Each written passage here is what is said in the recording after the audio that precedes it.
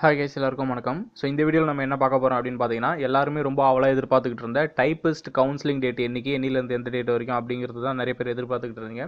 So இந்த TNPSC group 4 2018க்கான counselling இப்போ junior assistant, VAO, field surveyor இவங்களுக்கானது போயிட்டுருக்கு.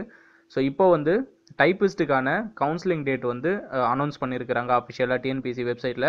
ஸோ அதை பற்றி தான் இந்த வீடியோவில் பார்க்க போகிறோம். அண்ட் டேட் என்னன்னு பார்த்தீங்க அப்படின்னா, டைப்பிஸ்ட்டுக்கு 21/1/2019 8/2/2019 வரைக்கும். ஸோ இந்த ஜனவரி 21 2019 பிப்ரவரி 8 வரைக்கும். ஓகேங்களா?